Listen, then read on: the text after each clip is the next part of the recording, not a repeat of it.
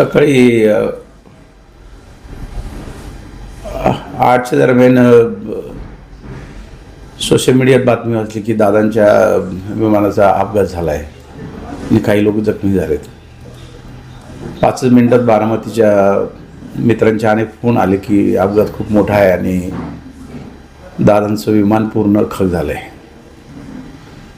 माझ्यासाठी हा अतिशय मोठा धक्का आहे. माझे आईवडील गेल्यानंतर जो प्रसंग माझ्यावर होता तोच प्रसंग आज माझ्यावर आलेला आहे. काल सकाळीच 7:30ला दादांचा देवगिरीहून फोन आला होता. मग शरद उद्या मला वेळ आहे, उद्या मी 9 वाजता येऊ, कुठे येऊ? मी म्हटलं दादा अचानक नाही कार्यक्रम घेता येणार, काही राजकीय घडामोडी होत्या. दुर्दैवाने हे प्रसंग आज पाहायला मिळालेला आहे. खरं तर राजकारणात मी अनेक नेते पाहिलेत, अनेक नेत्यांबरोबर काम केले, परंतु दादा हे माझ्यासाठी सर्वस्व होते.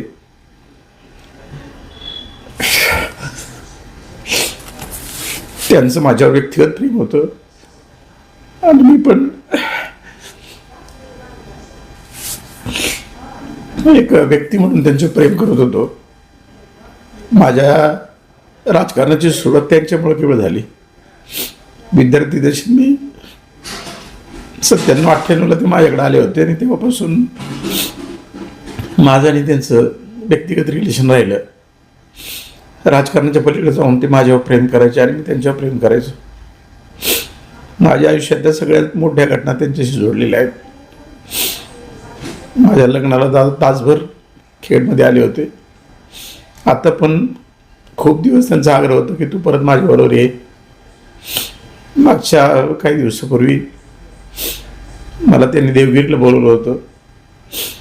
तब्बल 48 मिनिट मला त्यांनी वेळ दिला आणि खूप विषयावर माझ्याशी बोलले.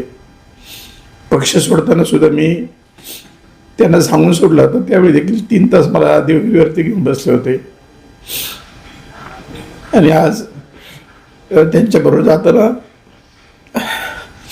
त्यांनी मला स्वतः माझ्या गावात आले, मला प्रचंड वेळ दिला आणि मी शरद तुझी सगळी 100 रुपये काढून देईल असा आत्मविश्वास त्यांनी मला दिला होता. परवाच मी भास्कर पेरे पाटलांना घेऊन त्यांना भेटायला गेलो होतो आणि भास्कर पेरे पाटलांचा आणि त्यांचा फोटो काढताना दादांनी मला पण बोलून घेतलं आणि हाताला धरून जवळ मला खेचून घेतले, तो पण फोटो थांब. खूप त्यांनी माझ्यावर प्रेम केलं.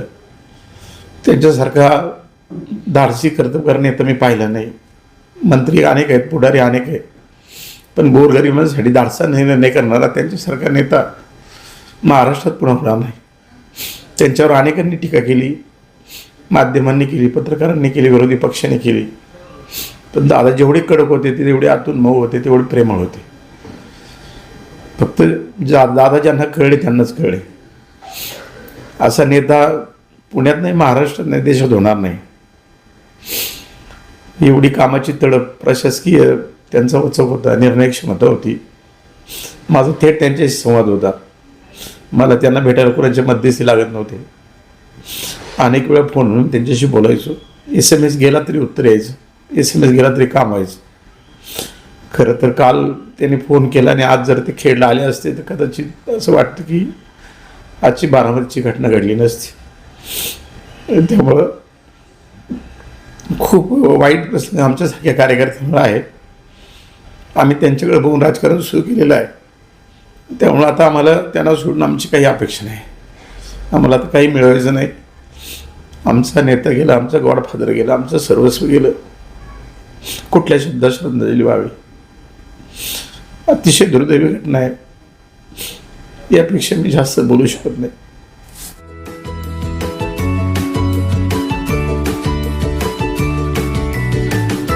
बातम्या शेतीच्या, बातम्या मातीच्या,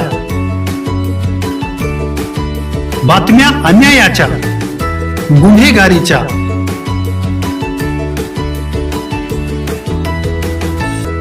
राजकारणाच्या आणि समाजकारणाच्या.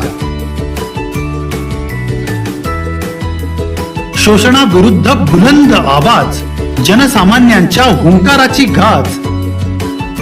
सत्कार्याला प्रोत्साहन, दुष्कृत्याला अनुशासन. निर्भीड, निस्पृह, सडेतोड, बेधडक आणि रोखटोक म्हणजेच विघ्नहर टाइम्स. शोध बातमीचा, ध्यास सत्याचा. आपलं चॅनल, आपली बातमी. सबस्क्राईब तर कराच, पण बेल आयकॉनवर क्लिक करायलाही विसरू नका.